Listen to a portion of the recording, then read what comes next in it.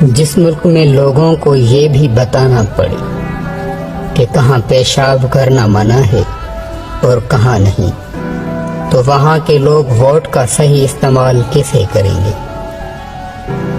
جہاں دماغ غلام ہوں وہاں زنجیروں کی ضرورت نہیں ہوتی۔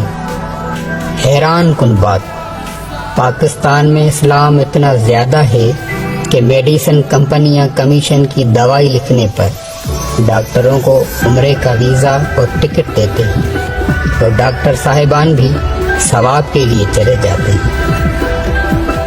ملک کی حفاظت کا تو پتہ نہیں، لیکن چوروں کی حفاظت یقیناً مضبوط ہاتھوں میں ہے۔ گھڑی بیچ کر ملک میں سڑک بنانا، ملک بیچ کر لندن میں فلیٹ بنانے سے بہت بہتر ہے۔ پاکستان بڑا عظیم ملک ہے، یہاں یونیورسٹی سے نکلے لوگ رکشے چلا رہے ہیں، جبکہ جیل سے نکلے لوگ ملک۔ پوری دنیا میں کچرے سے بجلی بنتی ہے، تو واحد پاکستان ہے جس میں کچرے سے حکومت بنتی ہے۔ دروازہ عدالت کا ہو یا خانہ کعبہ کا، صرف طاقتور کے لیے کھلتا ہے، غریب کے حصے میں صرف چکر ہی آتے ہیں۔ ہم جس معاشرے میں رہتے ہیں اس میں بہن کے گھر سے پانی پینا حرام، جبکہ اس کا شرعی حق کھانا حلال سمجھا جاتا ہے۔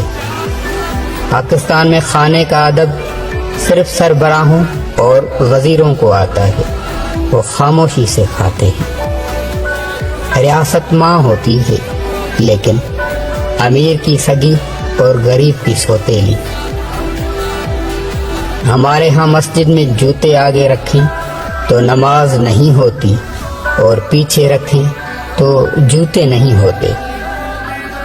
حاجیوں کی تعداد میں پاکستان دوسرے نمبر پر اور دنیا کے ایماندار ملکوں میں 160ویں نمبر پر آتا ہے۔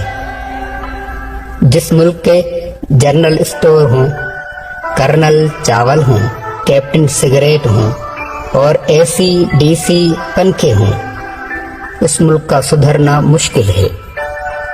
اس معاشرے میں عورت کا مرتبہ کیسے بلند ہو سکتا ہے جہاں مردوں کی لڑائی میں گالیاں ماں بہن کو دی جاتی ہیں؟